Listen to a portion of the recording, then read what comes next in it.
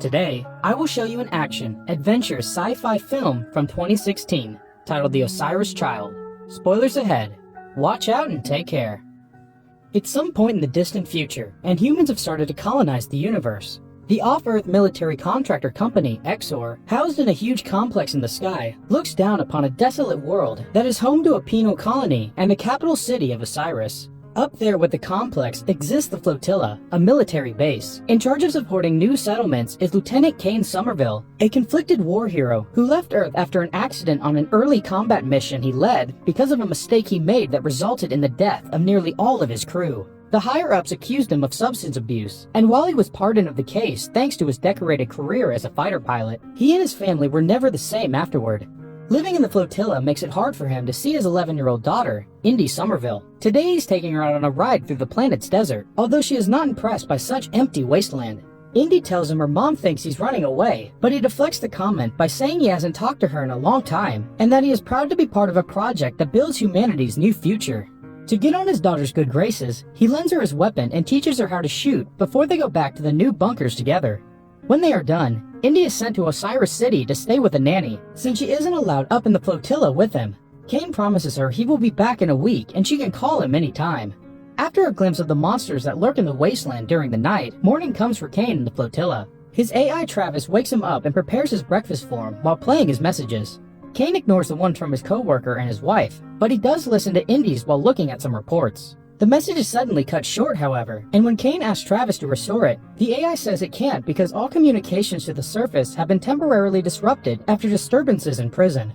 The person in charge of the Exor complex is General Linux, who is considered the kind of person that is more concerned with her own place in the universe than the people who actually live in it.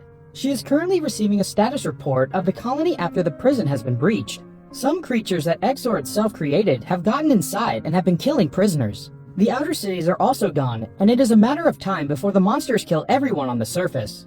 The Colonel wants to save as many lives as possible, but Linux thinks this will destroy the reputation of the company, so she decides to call a meeting to present an alternative plan. However, she lies to the attendees, who include Kane. She tells them the prisoners have rioted and are in possession of a lethal virus Exor has experimented on, and now they are using it to hold the planet hostage. If Exor tries anything to intervene or rescue people, they will release the pathogen in the capital. This calls for Protocol 84, which requires the entire decimation of the colony. Linux says that if prisoners hear of it, they will be able to negotiate a better deal. They have 23 hours to achieve it, and Linux promised everyone that the people in the capital and her employees' families will be fine. After the meeting is over, Linux orders the Colonel to put a tag on every attendee to keep an eye on them for those following 23 hours. If there is any unusual movement, that they should be isolated. Desperate after hearing the news, Kane tries to contact Indy to no avail, and when he asks Travis for reports on the prison incident, he is told they are classified. The Colonel takes pity on him, and for the sake of their friendship, he tells Kane the truth. There is no virus. What Exor has been secretly working on all these years is a creation of creatures called Ragged that would be shipped and used in the creation of new colonies. There is no hostage situation. The monsters have escaped and are moving towards the main city. In 23 hours, Exor would blow up the reactors. Kane gets angry with him for having been lied to and allowed to bring his family when he knew what was going on under the surface, but the Colonel doesn't have time to argue. He tells Kane they are going to lock down the hangar bay in 20 minutes, after which nobody will be able to enter or leave the station. Kane decides to do what he does best, piloting. He steals a ship and leaves the station, flying with outstanding talent to dodge the shooting from the officers that chase him. But when he forces the ship to exceed G-force to destroy the last Exor guard, he begins to lose consciousness and the emergency system takes over, ejecting his seat. Snapping out of it at the last second, Kane manages to take off his seatbelt and open the parachute, allowing him to safely land in the water. That is, until he stands up and a mysterious figure knocks him out with a weapon. Kane wakes up on the ground and finds the person that dragged him there is Cy Lombrock, who is now pointing a gun at him. He tries to explain the situation by using a lie about the prisoners having access to the reactors, but turns out Cy was a nurse at the prison, so he knows he isn't telling the truth. To convince him of his story about the planet going to blow up soon, Kane tells him he wants to save his daughter, who is currently staying at the capital, and that he will give Cy access to a safety bunker if he helps him rescue her, so Cy accepts. A flashback begins then, and Cy can be seen as a prisoner in the planet's jail. He is having lunch with another two inmates, Vim and Crete, while discussing a plan to escape using information another prisoner called Carmel has given Cy. Crete thinks it is a suicide mission, but Cy thinks the time is now or never. so Crete and Vim agree to it when they get confirmation that an inmate called Bostock and his group are also in. For the next step of the plan, all of them need to be in solitary confinement to find the right exit. Carmel tries to be sent to solitary, but instead, he is dragged into a meeting with Warden Mordain, who makes fun of him for being religious and tells him he won't send him to solitary anymore before beating him up while 2 officers hold him. Meanwhile, Sai starts a fight in the mess hall, which is interrupted by Mordain and the guards, to everyone's surprise, allow the fight to continue as long as the crowd behaves. Since this is part of the plan, Crete doesn't behave and hurts the man hitting Sai, inciting a riot and causing the guards to get involved to stop them. The prisoners are sent to solitary, which consists of special rotating cells with flashing lights that can have maddening effects on the prisoners' minds. Sai is staying there too until Mordain comes to take him and Vim away for a very special purpose. Back in the present, Sai points out to Kane that they won't make it to the capital in time. Kane says on foot they won't, but there's a contraband outpost beyond the mountains where they can find a vehicle. Their talk is interrupted when ships fly by and the men crouch to hide in the tall grass. This means Exor is already looking for Kane. Moments later, they make it to a bar in the outpost where Jip and Bill are having fun by throwing knives at a human-shaped target. The bar woman tells Kane that the couple is the owner of the bus outside, so he tries to talk to them, but they get angry because he's interrupted their game.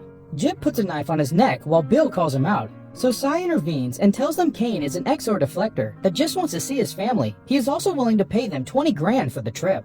Bill accepts as long as Kane is able to pass Jip's test, which consists of getting high and throwing a knife at the target.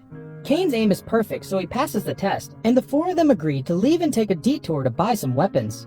After another flashback begins in jail, Vim wakes up inside a cage and sees a monster approaching him. The creature hits his neck with its tongue and injects him with some kind of dangerous substance.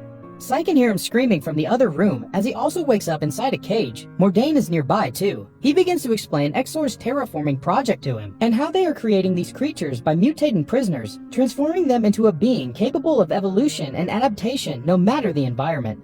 Suddenly, Sai disappears when the floor opens under him and he shows up in another room where Bostock is waiting for him, having executed the plan successfully. He has obtained clothes and fake IDs, including ones that says Sai is a nurse, but their preparations are interrupted by Crete, who says he has to let the devil loose.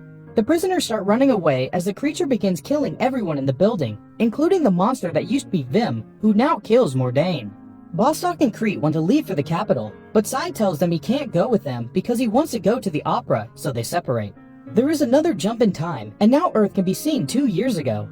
Sai is being told he'll be sent to prison for 20 years, maybe 15, and that he will be painted as a monster because he breached the code and betrayed the public's trust. Sai thinks nothing matters anymore. Back in the present, Kane and Sai are waiting for their weapons they ordered. They're brought by 2 men, Mandel and Joe, who ask for 30 grand as payment.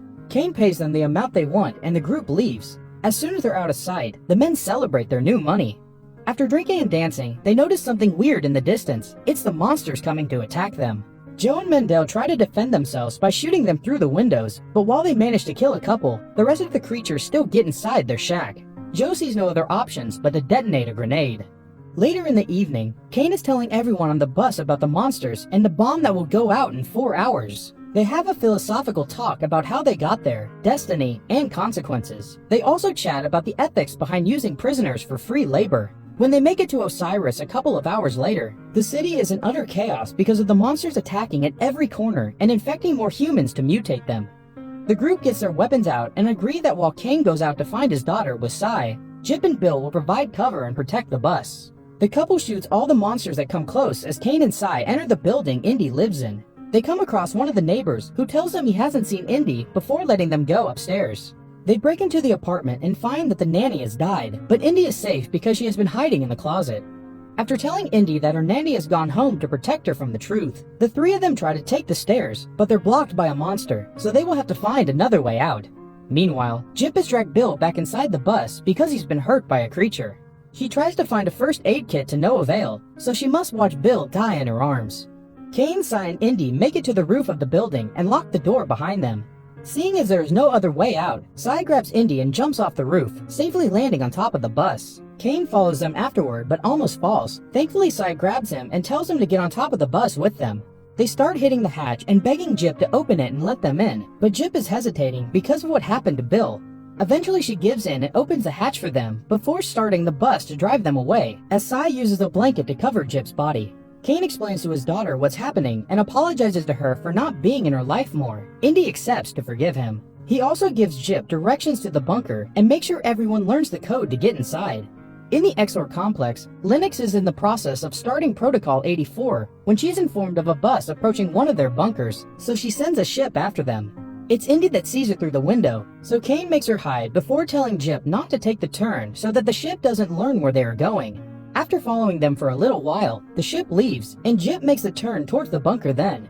They almost make it, but suddenly, the ship appears in front of them and starts shooting, leaving only after it runs out of ammo.